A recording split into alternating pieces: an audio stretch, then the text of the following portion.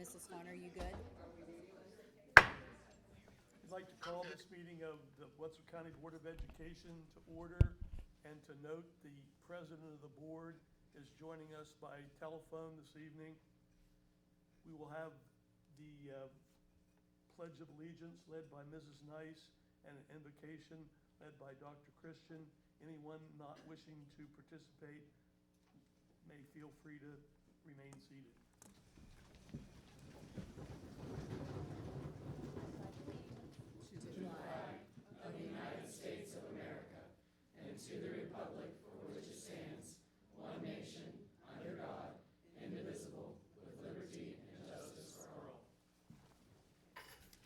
Dear God, we thank you for the many blessings that you give us. We ask that you continue to keep our students and our teachers and faculty safe. We pray for this board and our administrators that give us the knowledge to lead our school system in a positive direction. In God's name we pray. Amen.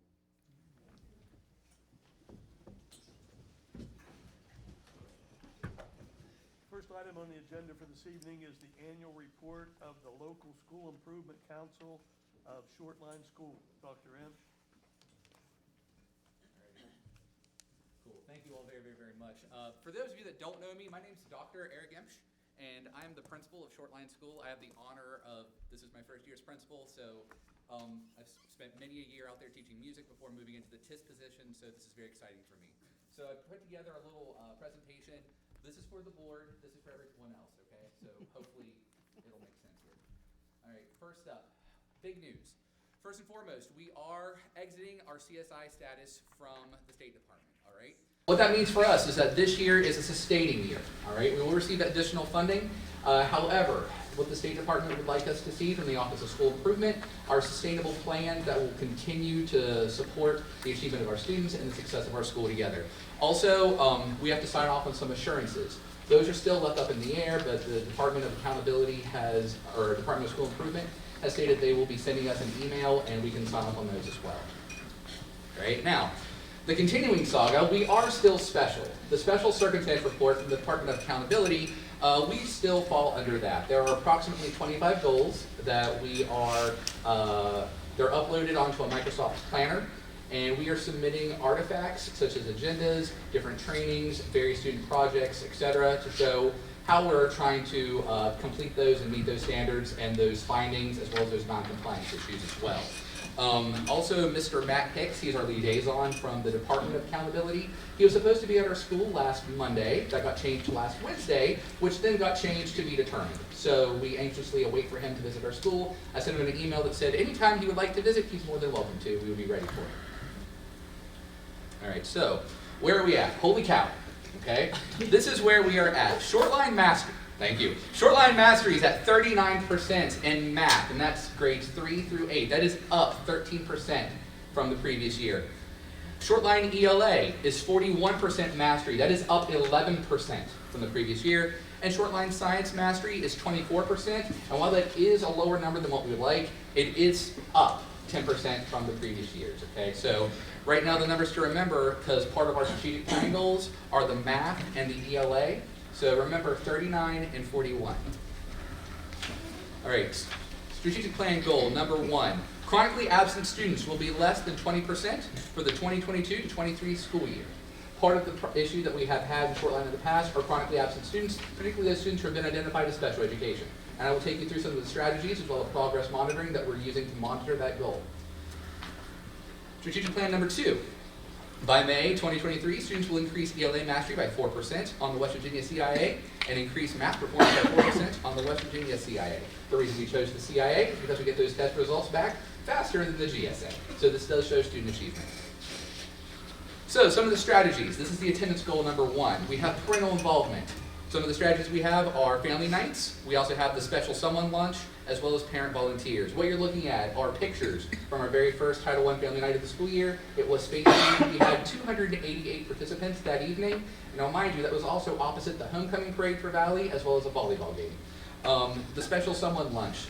Every year, we always invite people to come in to eat school lunch with their students. Part of the problem in the past is that, oh, it's on this day, I can't make it. So this year, every student received a special person lunch ticket, where throughout the year, they can choose when they come into lunch. They can let the office know, we can order that and be ready for them whenever they arrive. So they can eat their lunch with their student whenever they so choose. Also, parent volunteers. Mrs. Crosman has been diligent in getting those parent volunteers vetted through the board, and also making sure that we can start bringing in more parent volunteers to assist our students in the daily operations of the school. Communications. We also have open house, as well as our conferences we had. We had a great turnout for open house. We have a HERE committee, which Mrs. Ammons, Mrs. Beatty, who are in the audience tonight, they serve on that. HERE stands for Helping Everyone Reach Excellence. What they do is they look at our attendance data. They also identify those students who have been chronically absent or start kind of on the watch list, and they've been making phone calls home, making sure, checking on those students to make sure we can get them back into the school. Also, the robocalls and Schoology. One of the issues we had in the past was there were so many ways for parents to get information, kind of where do you look? It also made a big headache for teachers trying to figure out, I have to post this here, this here, this here, and this here. What we were focusing on this year is we've got phone calls, we have letters home, we have Schoology, we have email. We're hoping with those 4 systems of communication, we can increase that between home as well as the school. It also cuts down on, oh, I looked here and it didn't say it, but should I look here and it'll say it? It's kind of a one-stop communication streamline. All right. Student engagement. Part of getting students at the school is to engage them while they are there. All of the staff has been trained in Kagan as well as APL strategies. I've also been conducting lesson plans checks to make sure all of the information they're teaching is driven by the state standards. We've also had non-traditional staff development, which we will get through as well. Walkthroughs have been very promising this year with DOK1, DOK2. Now, with DOK, because it's the beginning of the year, we expect that to go up, hopefully, by the time we hit winter, up to a DOK3, DOK4, and also SAT and PBIS. The SAT committee at both of our schools, or for both the junior high and the elementary, have been very active in reaching out to those parents. STAT stands for Student Assistance Team. I wasn't sure if y'all were familiar with the acronym. So, you're welcome. So, with that, we make sure, okay, your child is having problems in this area. What can we put in place to see how they do? This is how we're going to measure those problems. It's to help every kid get up to where they need to be. And also PBIS, it's the positive behavior component as well. And at Shortline, we use pride tickets to give the kids to reward. And every 9 weeks, there is a big kind of celebration for those students that have awarded enough tickets. They get to go and participate in that. And also student leadership. This year, we have middle school clubs, which gives another student leadership opportunity, and we've done that because it was in the special circumstance report that we did not have leadership opportunities for our middle school students, so we wanted to implement that. We also have the student leadership team, which is essentially our equivalent of student council. All right, so for the academic achievement strategies, we also have standards-based instruction. All right, everything that we do in our school is driven by the West Virginia standards. Every classroom also has the I CAN statements clearly posted on a uniform poster. They also are using the adopted curriculum and interventions the county has approved, and also walkthroughs and checks, just so we can get out there, make sure, hey, what's going on in the classroom, okay? And so far, so good. Also with iReady, we use iReady to progress monitor both ELA and math. Time requirements, we're making sure that they reach those time limits every single week they're required to be on. Also with the WTI, the Walk to Intervention and Instructional Groupings, while the middle school was setting up their clubs, the elementary side of the building was working on, okay, here are the kids that are having some difficulty with this skill. Here are some students that are having difficulty with this skill. They were able to put those into WTI groups so that we can better meet their needs. And also progress monitoring, just like everything else. When you're learning how to play a new piece of music, you got to ask yourself, what am I hearing? What am I doing wrong? How can I make it better? The art of teaching is the same way. What are we doing? What have our students learned? What do I want them to learn? How can I get it? All right. Awesome. So what's new? Alrighty. Right here, these are 2 pictures. The picture on the left is of Mrs. Stutzman's Service Club in the middle school. This is their pet supply drive where all of the items were given to the Wetzel County Animal Shelter. On the right-hand side of the screen are some of Mrs. Arnold's book buddies, which are middle school students who select a library book, and then the elementary, preschool, kindergarten, 1st and 2nd grade can choose to sign up and have an older student read to them. So it really builds that bridge across the building. We do have more. There we go. Like I said before, too, we also have the WTI group, which is okay. This is where the teachers identified that some students aren't quite up to where they need to be at to have success. So WTI, the Walk to Intervention, every single student, there's a time where it's not just a time where some students go here, some students go there. Every student has a different WTI group. All right. Also, the staff has been trained in Kagan. Kagan's been offered throughout the summer. It's all about student engagement. Here are some pictures from where we did the Kagan training at Shortline School. This is actually, we had our very own day 2 training. It was very, very, very well attended during our summer academy. And also, we are also trained in Ruby Payne. Ruby Payne, we were the poverty training. We learned about a regulated as well as an integrated brain and how both items have to be present for our kids to have academic success. All right, we also have an abundance of Lego robotics. Mrs. Ricks, she's our Title I math interventionist. She has secured for us some Lego Spike Essentials, which is the Lego robotics kits and also with coding. So this is one of the workshops where we had a teacher from Lego come to our school, actually instruct our teachers on how to implement this. All right, unconventional staff development. If we're asking our teachers to teach in new and exciting ways, we should probably have staff development that engages our teachers in ways they've not really been engaged with before. And I asked Mrs. Holly Kane, who's serving as our TIS currently, to read over our strategic plan and staff handbook, and she actually designed a breakout for our teachers based around the strategic plan and staff handbook. And as you can tell, one thing about the picture, if they're not concentrating on working, the people that actually broke out, they're smiling. All right, they're happy. It's like, yeah, we read the strategic plan, we got the handbook, and now we're done, we're smiling. So we took kind of a dry topic and actually engaged them with it so they actually take ownership of that and can implement it in their classrooms. All right, the Fab Lab was at our school last week. The Fab Lab was through a grant. They came down to the Carnegie Science Center, had a laser cutter. This is one of the skeleton models they made out of foam core. They also did some gliders with some older students as well. So every one of our students got to go through the Fab Lab and have that make your experience.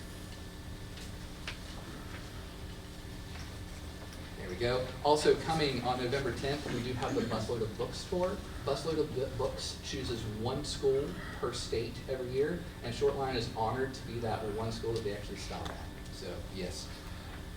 So where do we go from here? All right. Parent trainings and volunteer trainings. We actually already have a parent training on the calendar. It's going to be November 2nd, so we can actually teach our parents for K2 how they can assist and help their students essentially learn at home. All right, because a lot of stuff we're teaching is unconventional, and it's ways that I know my generation wasn't really taught. How can I help with this? So we're hoping this is going to bridge that gap there. Also, newsletters home. With the LSIC meeting we had, the parents on there were stressing, you know, we find out about things about a week, we find out things about a month before. So we're actually in the process of creating a monthly newsletter.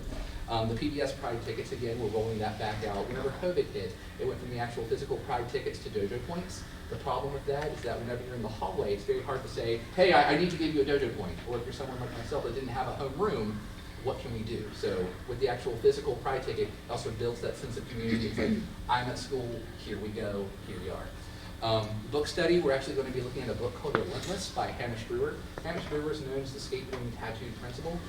He has worked in the inner city schools around DC, and he's turned around several inner city schools in about 2 years. So it's an excellent book, and I urge you all to read it because it's awesome.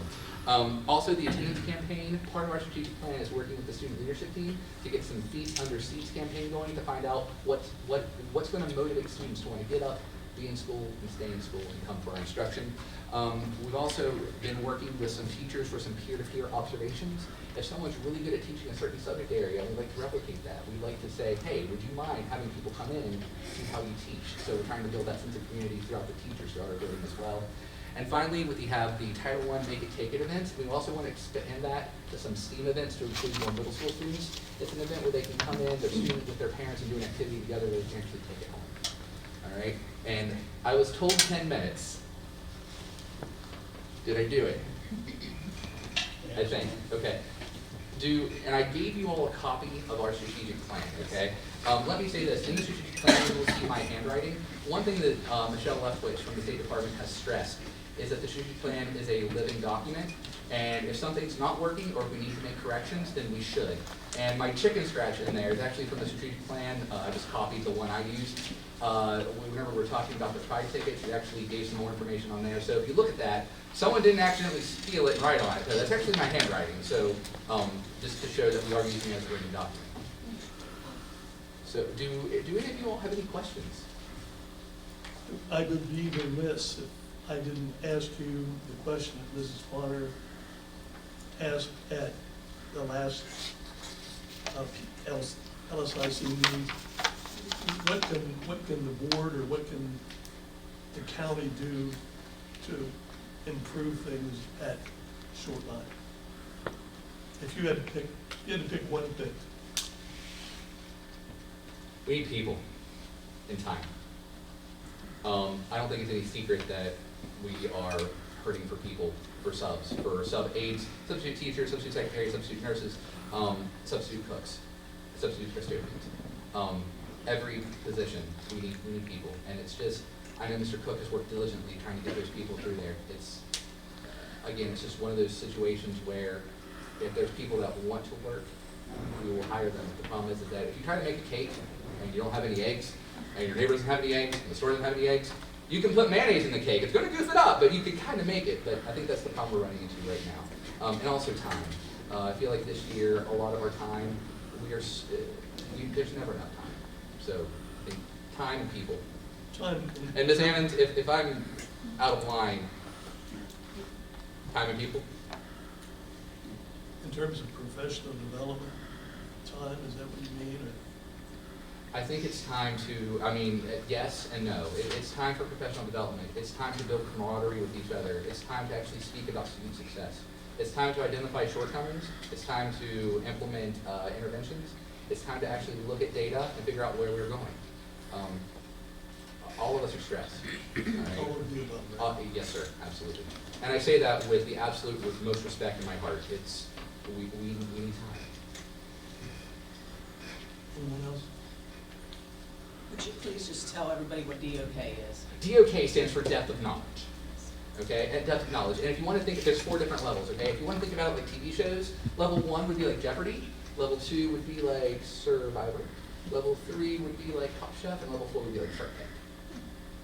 So the Jeopardy level, you're just kind of recalling certain information. With the Survivor level, it's like, oh, I have this, but what else can I do with this? Okay. With Top Chef, it's like, here's a bunch of stuff, what can you do with it? It's kind of like having, here's a bunch of knowledge, how do I apply it to solve the problems? And then the Shark Tank, it's basically like, here you go, make something up, sell it. Thank you. You're welcome. Did I answer your question? Okay, perfect. All right, Dr. Chris? Good. Okay, I'm trying to read people's faces, and whenever y'all give me a blank slate, it's real hard. So. Thank you, Doctor. Thank you, guys. Thank you.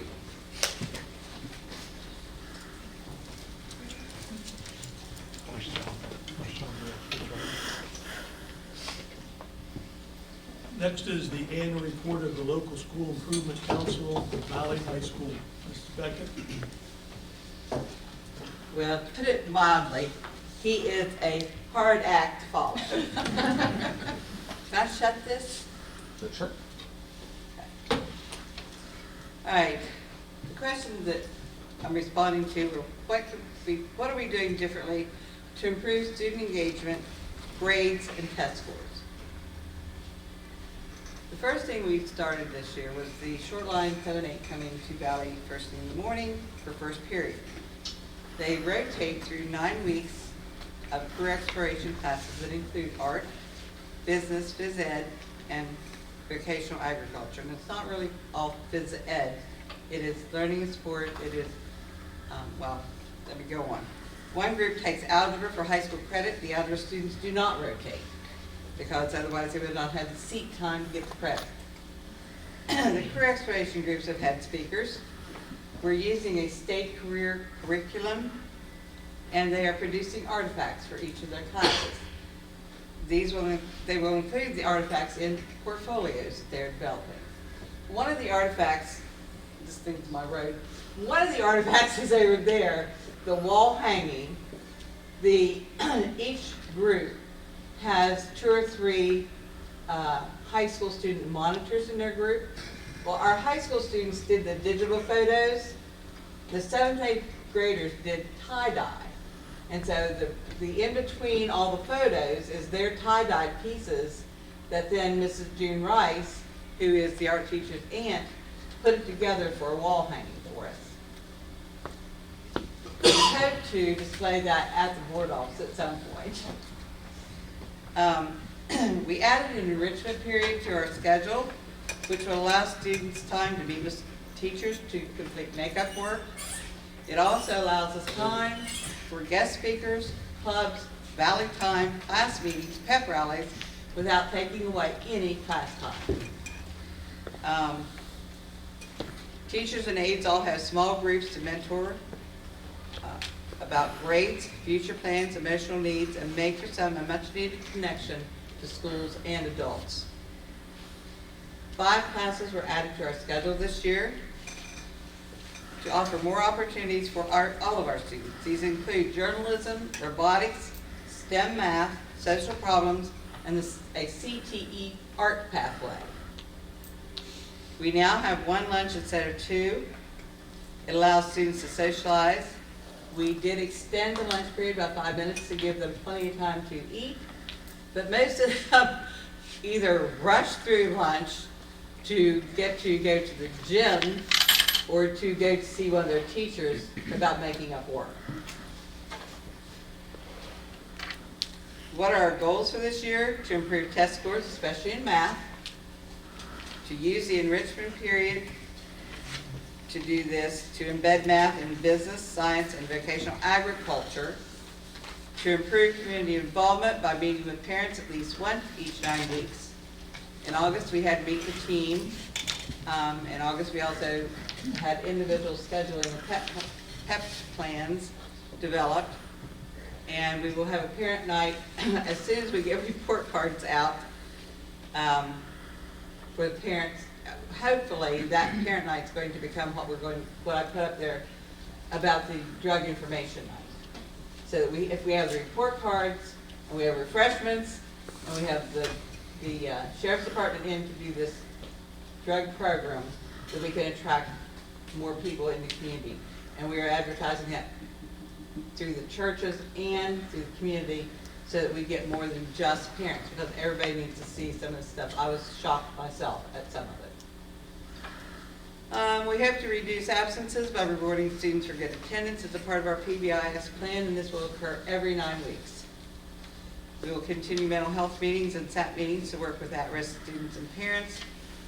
And every student will get at least 1 industry credential by the end of the year.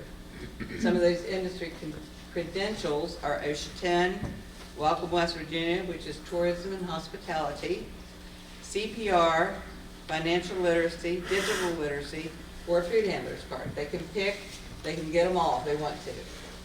They do those in class. What have teachers done? Mr. Allen wrote and received a grant for $10,000 to replace our water fountains with a filtration system in, because the town is still having water issues. Our water some days is pink, some days it's purple, and some days it's brown. And the kids just refuse to drink it. And I really don't blame them. Thank goodness I'm not even on this town water. I'm on PSP, whatever it is, the Public Service Board 1 out of Reader. We've also written and received a grant from the Community Foundation of Ohio Valley for $500 after we receive a canvas to paint, a gift card to buy the materials, and the painting would then be displayed in the office of the Community Foundation in Wheeling, and that's again thanks to Ms. Cooper. What does the school need? And I will reiterate with Eric, time. Teachers are extremely stressed. There's not enough time to get everything done in a day. I mean, it just builds. Compensation for the fact that they are not only covering for their plan periods, but because of the shortage of subs, they're having to take classes into their classes when we don't have enough people to cover.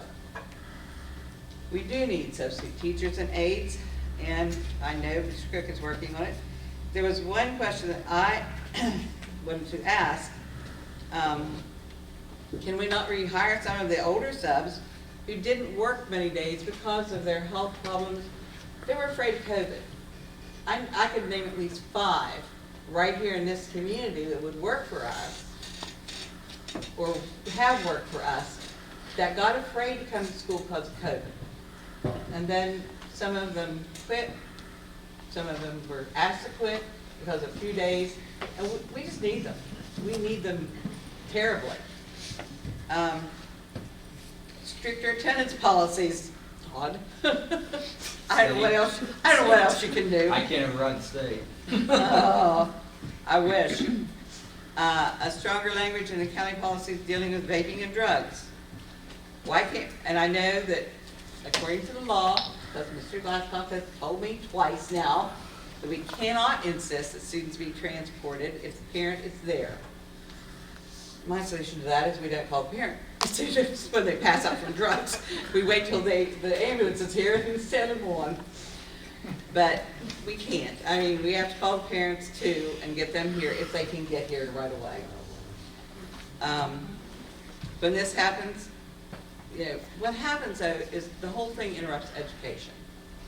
The kids are held, like if a kid passes out and you don't know what's wrong and you're trying to deal with that child and you're trying to get the ambulance here, you're trying to get the parents here, the kids are held in class.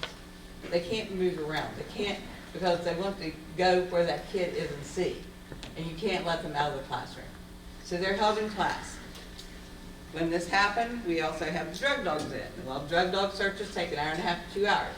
Once again, kids are held in class. Our seniors got together and asked for a meeting and tried to talk with our students about reporting what they see.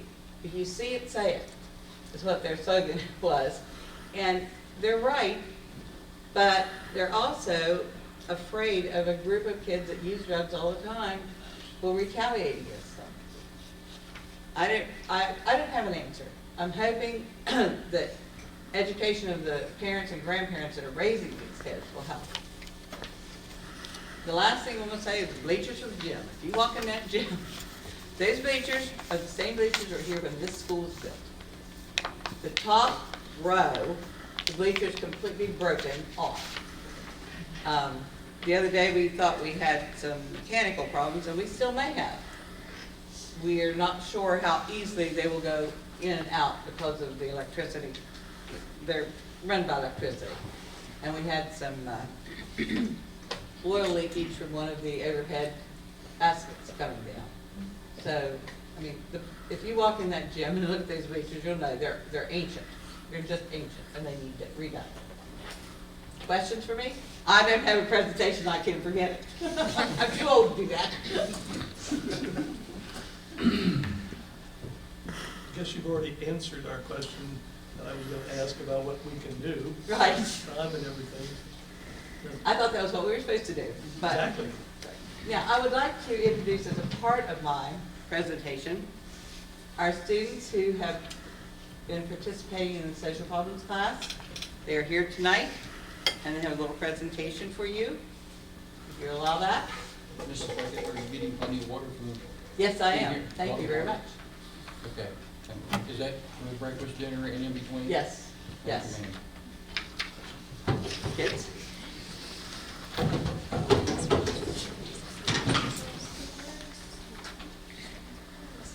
you move this? Can somebody move this?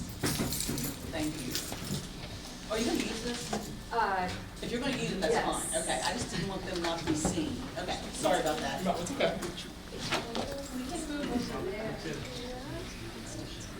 Are you sure? I don't wanna make you guys uncomfortable, but if you can, that'd be great. But you guys have pretty faces. Can you see them?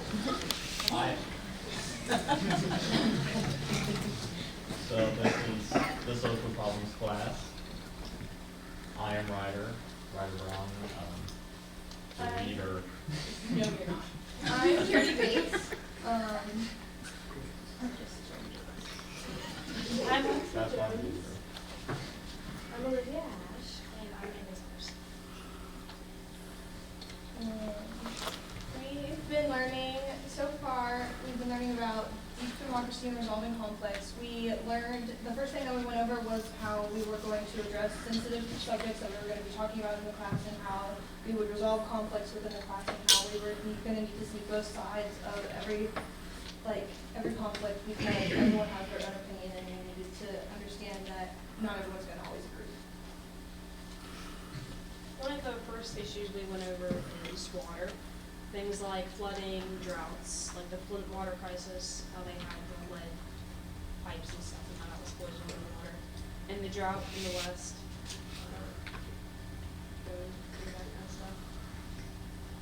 We also toured the Pine Grove Water Treatment Facility during one of our class periods. We also have a big problem about having no water in our school. So we have a filtration system out there, but there's only one. So, and it's downstairs, so if you're upstairs, you have to like do class and get water, and it's kind of a problem, so we'd like to have another one. Yeah, there's 4 fountains that we could replace with these filtered fountains.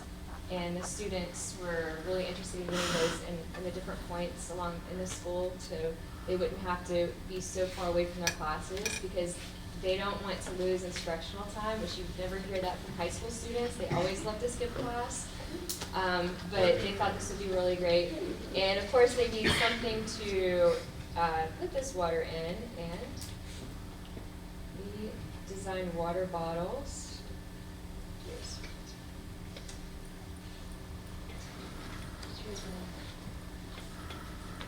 And then we did research on a website that went through all the quality of the water in Wetzel County, and we put it all on poster boards, and we put down what kind of chemicals or just bad stuff that's in our water in Wetzel County, and what kind of cause and effects it can have on us.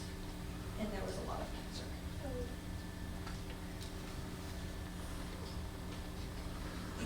So we talked about some games, well, we played some games online about bad news and sensationalism. And they helped us learn how to spot these bad news sites and such.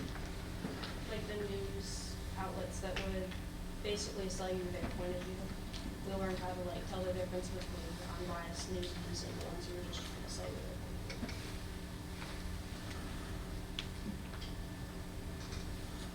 And then we went over women's equality in places where there's strong religion that kind of conceals the rights that women have in certain countries. We went over jobs, burqas, and niqabs, and then other ones, and how women in certain countries are forced to have marriages, and that they aren't they marry who their parents tell them to, basically. And we did research on that, and we went over how we also looked at a world map that showed how women think that what the rights that women think that they should have in that country, and then the rights that the men think that the women should have in that country. And we could see how certain countries were could let women have more rights on if they work a job or not, and then the same country could be women shouldn't have the right to choose who they marry.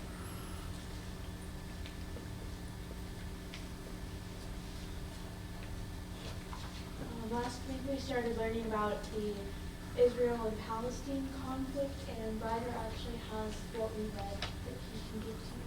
Is it fine if I hand these up to you? Just put it here. Thank you, sir. Very nice. And like we said, we just started this last week, so it's pretty new. And it's very confusing because it's just so back and forth. Israel will do something, and then it'll be so long, and then Palestine will do something back. And everyone is on different sides of the war that's over there, because so much is happening, because both of them claim it as their holy land for their religion, and they don't want to leave. Because Israel was given to the Jews after World War I as World War II. Because of what the war had done to them, the genocide that happened. But the Palestinians were no, this is our land, we were here first, and it's just a back and forth battle that keeps just happening.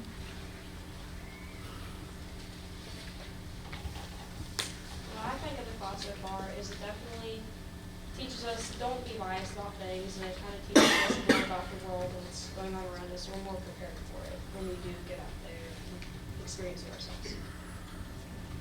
It's just very educational. I'm learning so many new things that I didn't know was happening, and the way that we address things is very we know when we're talking about something sensitive, and we know how to address them now because Ms. Byer talked to us about it and how we should address them sensitive topics. I don't have much to add to them, but I really enjoy the class myself. And I have learned a lot in it.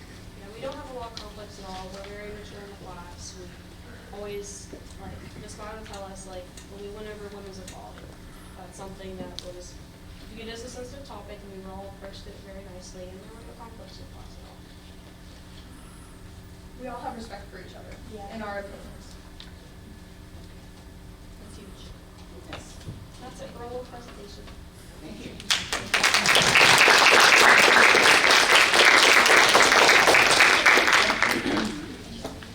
One thing I would like to add to that is when they were doing research on water, we received a $10,000 check on Friday for a filtration fountain for the school. Mr. Allen wrote that grant, and we got that check Friday. It's been hopefully deposited at the county office. I dropped it off. So that we will be buying new fountains plus extra filters so that we wouldn't have to have county buying these filters and stuff for a while. Thank you. Anybody else have any questions? Thank you, Mrs. Beckett. Thank you, students and Ms. Byer. Thank you, guys. Moving right along, we have delegations. I need to preface this by saying that all persons or delegations shall hold their respective presentations to not more than 5 minutes in order that the board may move along to the other business at hand. All statements shall be directed to the presiding officer, either by phone or toward me. No person may address or question board members individually. And we are keeping time. Mrs. Wells is the timekeeper for 5, is that correct? For 5 minutes. The first person that is signed for delegations, and we're going to take them in the order that they were signed in, is Mr. Eric McKeever.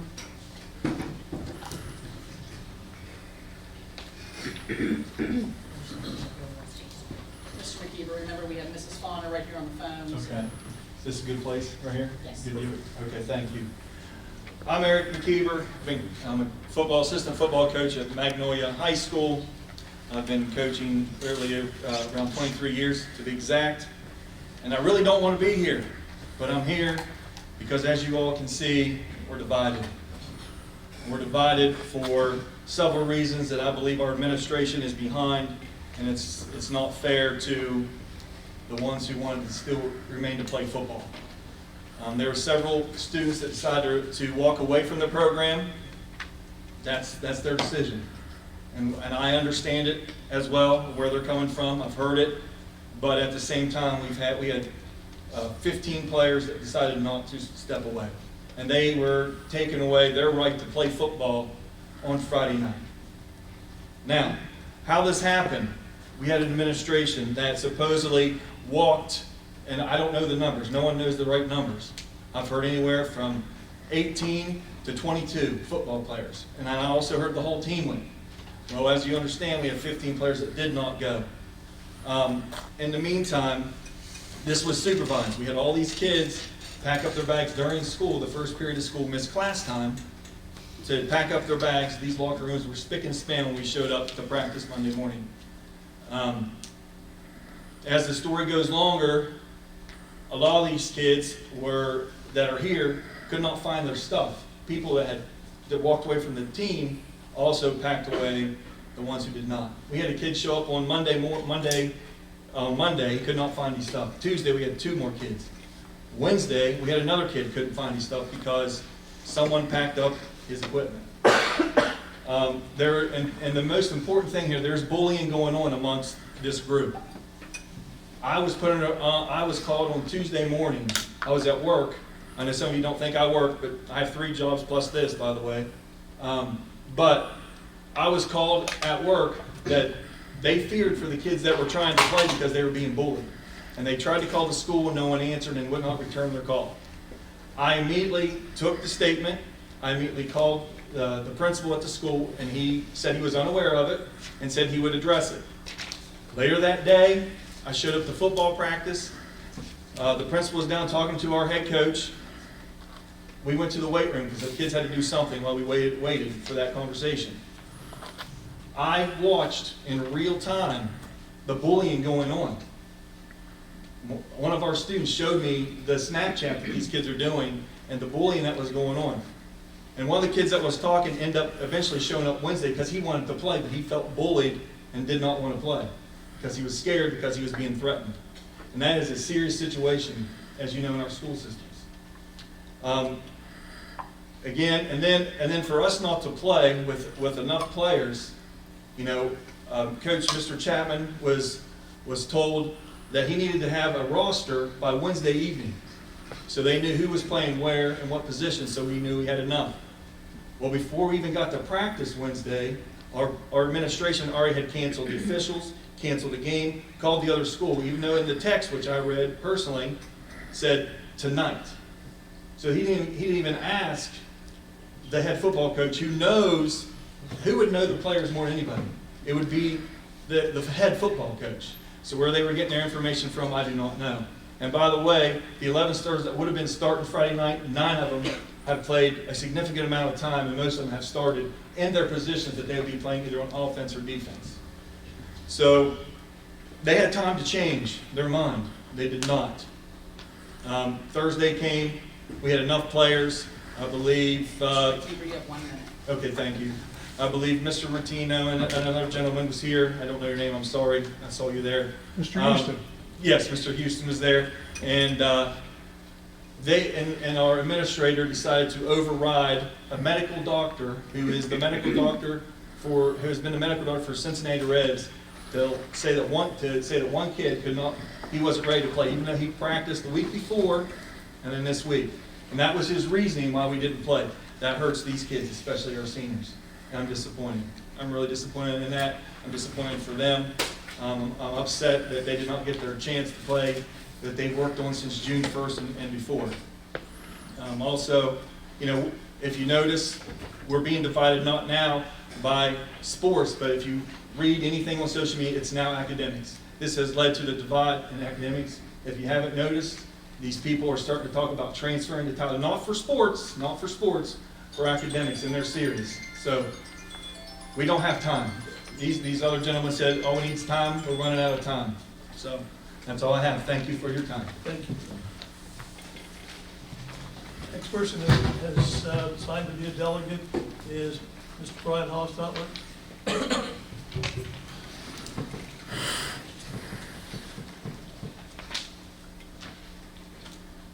My name is Brian Hostetler. I'm an assistant football coach at Magnolia, and I'd like to thank the board for being here and everybody else in attendance. I've coached I don't know how many years. I've dealt with kids in my real job, I don't know for how many years. I have a special feeling for all these kids in this room, okay? I'm also the head wrestling coach. I'm going to coach some of the kids that decided to leave in wrestling. There's no hard feelings. Everybody's got to do what they think's best. But I just wanted to go on record saying, some people say we don't care about the safety of the kids. The coaching staff's met with the athletic director and that principal at least 3 to 4 times this year because we're concerned. Our schedule, okay, at Magnolia, we've always been pretty decent in sports. We can't play the schedule we're playing. We've asked to look at that. And I understand there's contracts in football. It's different than other sports. But I also work in the court system, and I know 2 parties agreed to rip up the contract. Okay? Some of these schools were playing St. Mary's, they played their starter 7 minutes. We were playing them a quarter. What are they benefiting? They may not want to play us. And I think it would help with these kids. We've had a ton of injuries this year because week after week we're just outmanned. That'd be like sitting West Liberty playing the SEC against Georgia and Alabama. Eventually, their roster's going to dwindle down. So we're asking these kids to do something they can't do.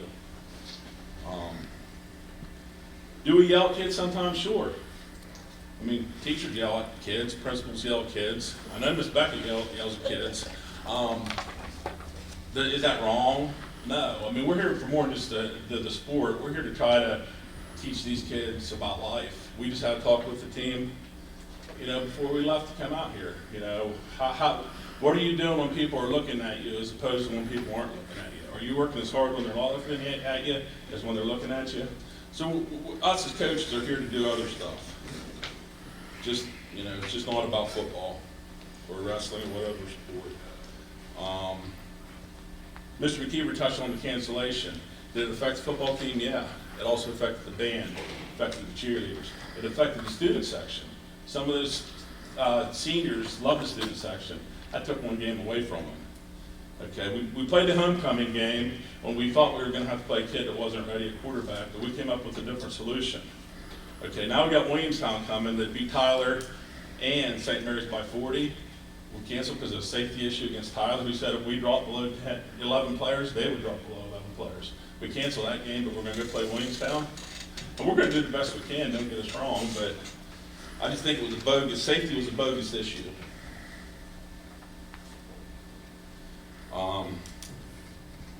Also want to thank Mr. Barkus and Mr. Cook.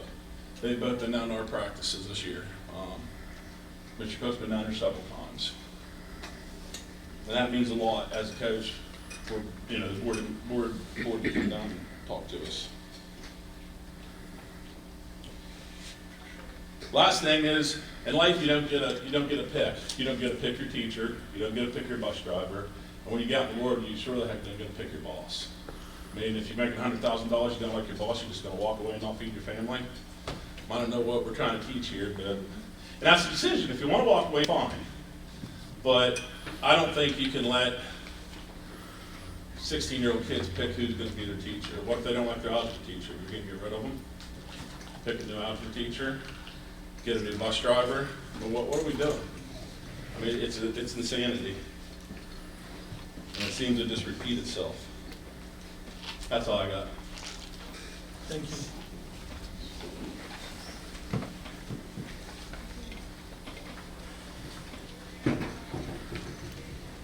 Next person to have signed up is Jesse Kelly. Do I need to come down there, or can I stand here, or how does it matter? We have a person that's on the phone here that probably can't hear you. I'm pretty loud.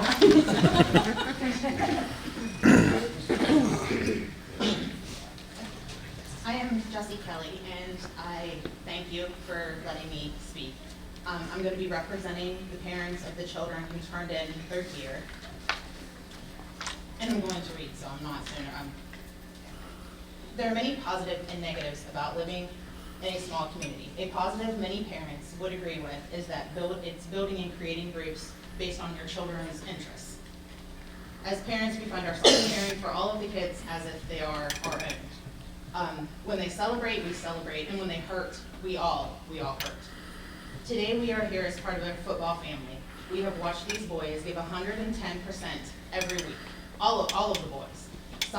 We have watched our sons laying on the football field receiving medical attention, some have not. And yet they still all want to play.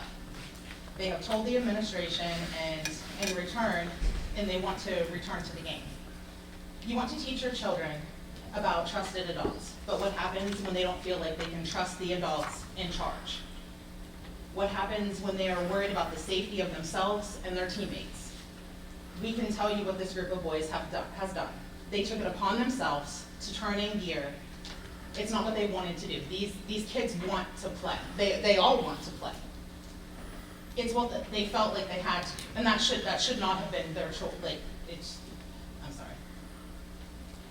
As parents, we are standing by our students. We want them to take the lead and voice their concerns themselves. We want to stand strong and always know that we are right there with them. However, we need to remember these students are teenagers. They are not adults. And not all adults in this situation have had their best interests in mind. In case you were wondering what happens when your child says that they do not feel safe, during their instructional time, they have meetings with administration and assistant coaches asking them to reconsider what they had already decided. Had already turned in their gear.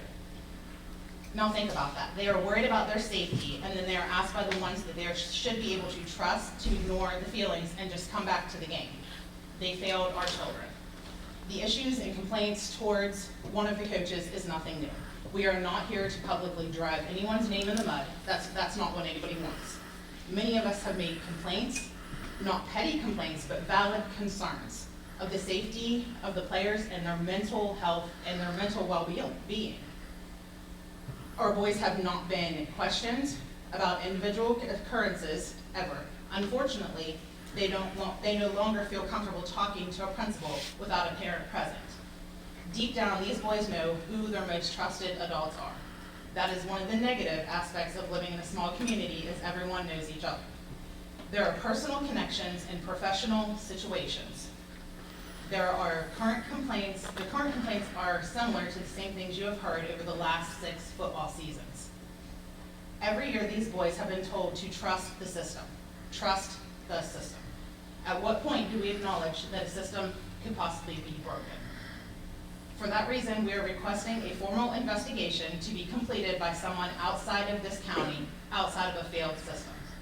We as parents, teachers, and administrators try to instill values into all of our children. They are told to respect others and listen to the adults. Respect is a value that must be given as much as it is received. There's a divide being created amongst the players, the parents. We admire the students that have chosen to stay and play. We admire the parents that are fighting for their kids. We acknowledge that not all players have the same experience. Our heart hurts for the 2 seniors, but every year it's someone's senior year. For us, this is a critical situation that has been swept under the rug.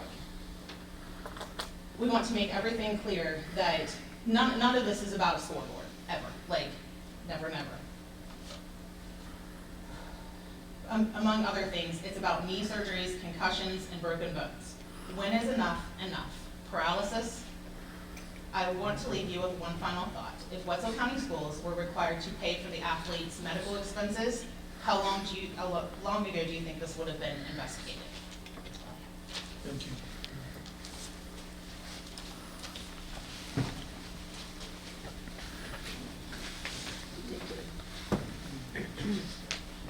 Next person who signed up is Stephanie Vargo.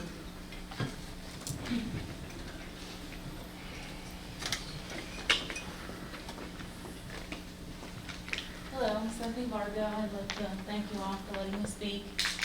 First of all, my intentions coming out here, I was not speaking at all. I was just going to come be a bystander. Most people know how I feel. Most people know my thoughts, my feelings. I've spoke to several people about them. But when we walked in, I was asked to speak for my son's behalf. So I chose to do so. First of all, I absolutely hate this divide that's happening. It kills me, it breaks my heart. Those parents, those kids have been very dear to me for many, many years, and this kills me. It shouldn't be like this. It should not, football should not have done this to them. Whatever reasons are, it breaks my heart. My son has played for 12 years with these kids, off and on. Kids have quit, kids have came back. Like, it's never been this big of an issue. This kills me for my son. It's his senior year, and I just feel like he's missing out on so much. That being said, I have a post that I made on Facebook a few days ago that I'm just going to read again because I did not come prepared for a speech today. I refrained from speaking publicly in regards to the issue of Magnolia football for many reasons. Like every conflict, there are 2 sides to the story. What side is accurate isn't my decision to make. I see pros and cons to both sides, and my son and myself have been close with many of these players and parents over the years. I've also said several times this year, this group of parents and this group of kids has been the best to work with. The support that the parents have given, and that's obvious tonight, the parents are here to support their kid and their beliefs. It's been amazing. So I see pros and cons on both sides. My son and myself have been close with many of these players and parents over the year. The bottom line is we all want to see Magnolia football back to where it was in the years past. A class act that was tough to compete with and had class. I personally don't know the answers to get things back to the way they were. What I do know is that my son started playing football in 2nd grade and is currently one of the 2 seniors on the team. His love for the game is the exact same that it was all those years ago when he first walked on the field. The love and dedication he has shown to his team and himself is beyond measures, and I am so proud of the athlete and the person he has become. I am proud of his accountability to himself and his teammates in both the good times and the bad. I am proud of the characteristic traits that he has shown to himself and his teammates. I am proud of the leadership and the positivity he has kept through all of the adversity that he has been faced with. High school is supposed to be some of the most memorable days of your life, and it is supposed to leave you with positive thoughts in your heart and your soul. What is high school leaving him with? It is leaving him with memories of remote learning due to COVID.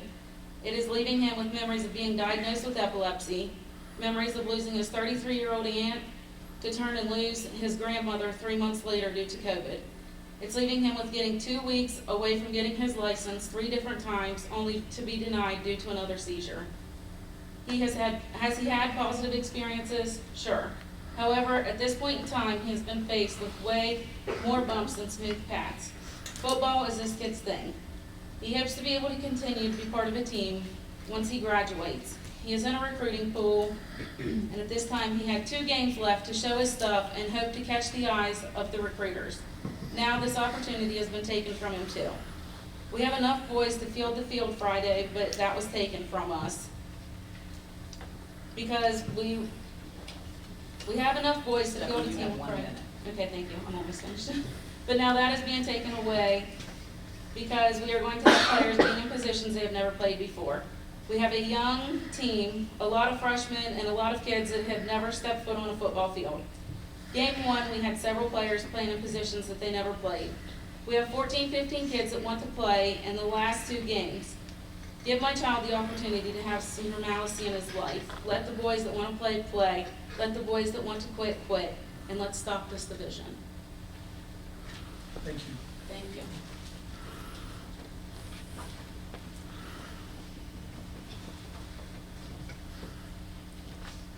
Last person on the delegation list is Matthew Anderson.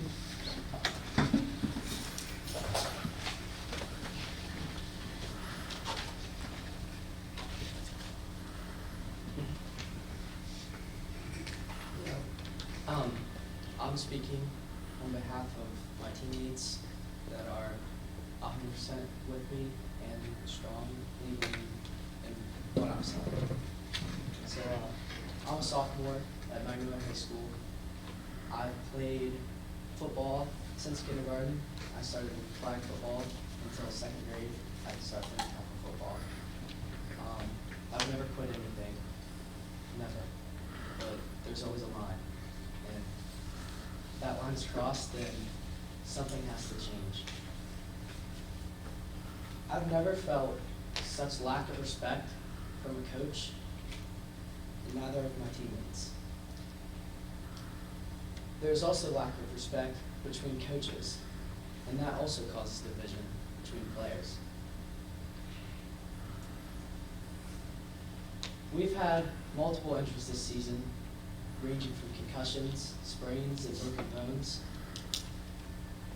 Did you know we were never properly fitted for our pads or helmets?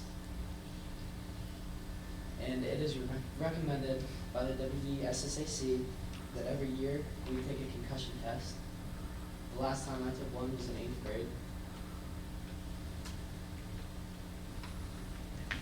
Concussions are very serious, and we're all aware of that. They can cause lifelong brain damage, and but nobody wants that. I would just like to say that I have talked to administrative people at Magnolia High School, and I can say, and my teammates can say, that we haven't been heard. Nobody's listened to what we've had to say. So who can we trust?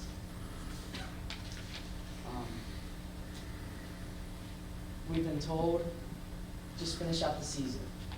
Just go out there and play. And I'd like you guys to know that it hurts us that we can't play with our brothers. We love every single one of the kids to stay or leave. We want to play for our seniors. but something has to be done. So, that's all I have to say, but I'd like to leave you with something. If your supervisor would ask you to go bungee jumping with a harness that doesn't fit, how many times would you be willing to go before you demanded change?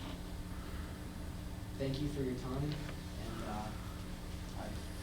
thanks everybody for coming and supporting us.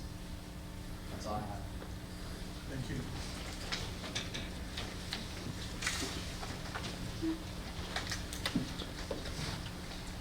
Next item on the agenda is superintendent's information. Mrs. Wells. Don't have a whole lot tonight. Very, very pleased with Valley High School, Shortline School's presentations for the LSAC.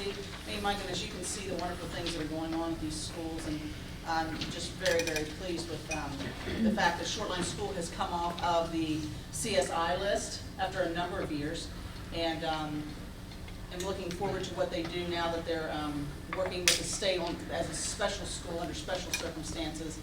And I'm looking forward to how they can actually impact the entire state with this improvement process. I know that people from the Department of Education have said that the turnaround of that school was done so quickly and so well that they definitely are interested in using some of the strategies that Shortline School used in some of the other schools that are experiencing similar issues. The leadership at Shortline is intact. The teachers are amazing and very focused, and the students are rising to the occasion, so I'm very, very pleased with that. I'm very, very pleased with the creativity at Valley High School, with changing schedules around and offering opportunities for students to have time to work with their teachers during their lunch periods. Very excited about the career technical education pathways for the younger students and the partnerships that they're forming with the high school kids. Those partnerships are huge. When you have student leaders at the high school that you can look up to when you are in middle school, it makes the transition much easier when they come to high school, and it also gives them positive role models to model themselves after when they come up. So Shortline and Valley, kudos to you. Lots of good grant writing, lots of good things going on, so I'm very, very pleased with that. The last thing I have for you this evening is one of my pet projects. For those of you that were on the board last year, you know, is the teacher leadership framework. And I'm very excited now to say that officially the reins have been given entirely over for the whole teacher leadership framework to teachers in the field and principals in the field. It has officially left the control of the county office and going out to the people that are leading the charge, that should be leading the charge, because they're the ones that are in the trenches every day. We have 3 principals, Lori McLaughlin, Tammy Chambers, and Beth Sigley, who will be leading the aspiring administrator group with their critical friend, Ms. Faye Pritchard, Mrs. Faye Pritchard, who will be a critical friend for them, along with Judy Frank, Dr. Judy Frank from the SREB. We have Craig Mason and Stacy Barkus, who are taking over the experienced teacher leadership cadre, and they will be working with critical friends Daniel Roth from the SREB and Dr. Kathleen McNally from SREB as well. The National Board Certified Teacher Group is led by Mary Young, Sedona Kimball, and we have a critical friend among you guys, and that is our president, Mrs. Fauner, who, because of her role as a board president, cannot be a paid person, but she is a critical friend for this group and will be helping in a volunteer status. So we're very pleased, of course, with the beginning teachers. My goodness, that group is on fire. And I know some of you have gone to those meetings. Whitney Healy with her critical friends, Quentin, and I can't think of the other guy's name, from the SREB, and with our academic coaches, Pam Christie and Jackie Shepard, the amazing work that they have done supporting new teachers. I have never seen anything like it. I've been a new teacher in a couple of different districts before, one out of state actually, a large district that could have supported people, and I have never seen this kind of wraparound service that is continuous and is systematic, and it is meaningful. And I've never seen so many teachers on a volunteer basis. There are experienced, tenured teachers taking time out of their evening to come to help the new teachers and work with new teachers. I mean, that's not even their cadre, but they're there to help and work. So if we don't support our new teachers, they're not gonna stay. Both of the principals tonight mentioned, our teachers are under extreme stress. And it is nationwide. If you watch the news at all, it is a nationwide, almost worldwide. I have a friend in Great Britain who just quit teaching. She just couldn't take it anymore. It is a worldwide problem that's occurred since the pandemic. But when we have people in our ranks that are willing to reach out to these new teachers and wrap around with mentors and with services and with strategies and with an opportunity for them to talk to other people in the trenches. You know, when teachers go to work, they don't go to work like people, what I always call outside of the school, the real world. And when a teacher goes to work, they go in a classroom and shut the door, and they are the only adult. Maybe there's two in the classroom if there's an inclusion teacher. They have very little face-to-face time with adults. So for them to have this kind of support, which other people in other professions can take for granted because they're with adults during the day, and they have that opportunity. They don't have to supervise students all the time. They can reach out to other people. Our teachers need this support, and it's wonderful. And the Beginning Teachers Academy, I just think, is a model for the state, and I'm just really looking forward to that being recognized as the excellent program that it is. So kudos to the teachers, and the dream has been realized, the torch has been passed, the power is in the hands of the people who are practicing it, and I could not be happier at this time. So thank you all very much. Next on the agenda is superintendent's recommendations. Item A is the approval of minutes from the regular meeting on October 10 and the special meeting on October 11. Do you have a motion to approve those? So moved. Is there a second? Second. Been moved and seconded to approve the minutes of the regular meeting and the special meeting. All those in favor signify by saying aye. Aye. Aye. Anyone opposed? Motion carries. The next section is personnel matters, which constitute professional, or resignations rather, excuse me, professional personnel. Under professional personnel, Benjamin Kenyon should be removed from consideration in the professional personnel section. Service personnel, extracurricular, and in extracurricular, the final person listed there, Kayla Ware, that should be removed from consideration. Both of these people have opted to pull their bid. Do I have a motion for the approval of the superintendent's recommendations under personnel matters? Been moved by Mrs. Nice. Is there a second? I'll second. Been seconded by Mrs. Bonner. All those in favor signify by saying aye. Aye. Any opposed? Motion carries. Ratification of superintendent's recommendation, consideration and possible action on the superintendent's recommendation that the following be ratified by the board. Extracurricular employees, paid suspension, which will require an executive session, is that correct? So a motion for executive session? So moved. Yep. Moved and seconded for an executive session to consider item C. All those in favor signify by saying aye. Aye. Aye. Opposed?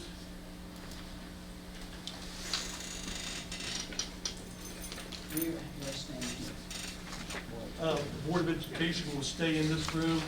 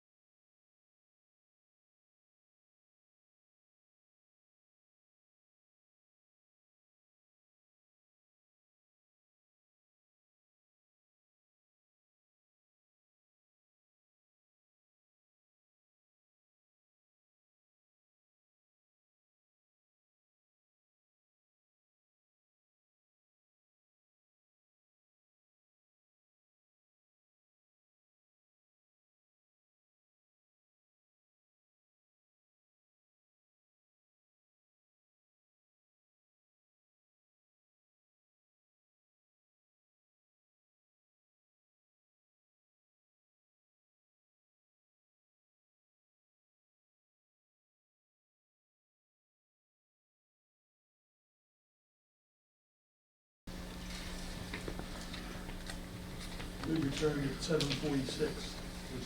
8:46, sorry. Mr. Lee.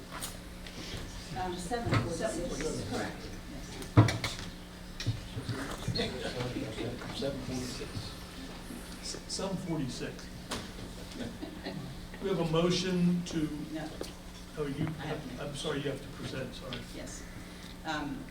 Vice President Castillo and board, President Fawner on the phone. I recommend for the extracurricular employees, David Chapman's pay suspension for October 12th, 13th, and 14th. We have a motion to accept that. So moved. Been moved, is there a second? I second.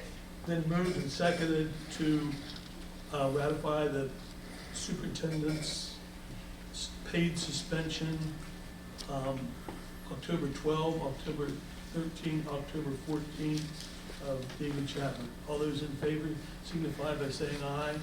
Aye. Aye. Any opposed? Motion carries. Section D, routine matters, out-of-state trips, request to use school facilities, lease agreement for the softball and soccer fields for Magnolia High School use, and multiple pages of chaperones and volunteers.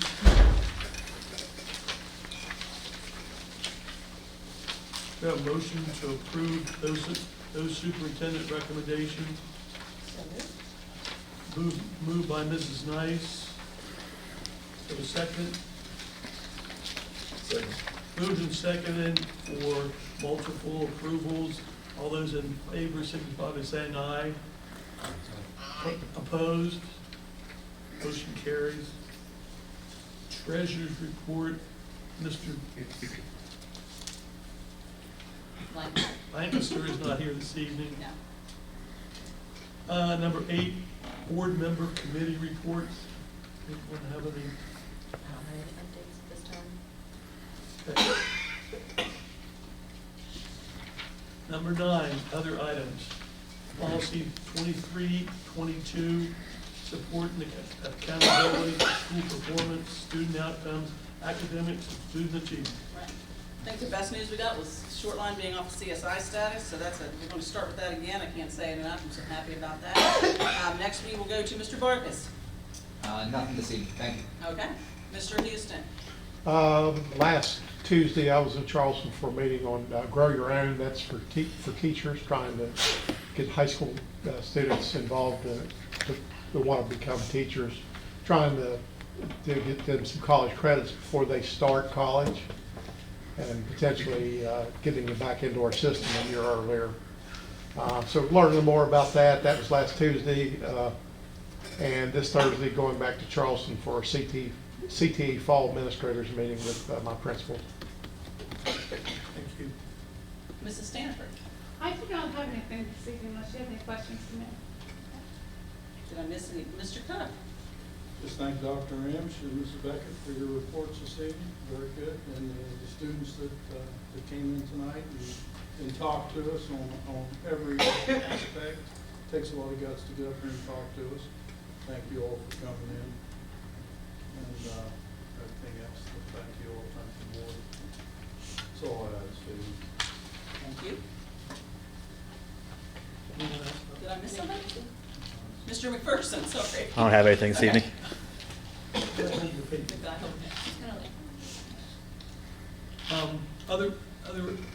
Other information, the date and time of the next meeting. We will meet tomorrow evening at Payton City High School for the LSIC report from Payton City High School and Payton City Elementary. It will start at 6 o'clock, and on November the 14th is the next regular meeting, which will be at 6:30 at the board office. Entertain Mr. I would like to have on the minutes to talk about football fields for the next agenda, please. Next agenda. Yes. Football field. Fields, yes. Plural. We'll, Okay. So somebody didn't ask us which football field. All of them. Have a motion for adjournment. I'll make a motion. It's been moved by Mr. Glasscock to adjourn, second by Mrs. Nice. All those in favor signify by saying aye. Aye. Opposed? Thank you all for coming.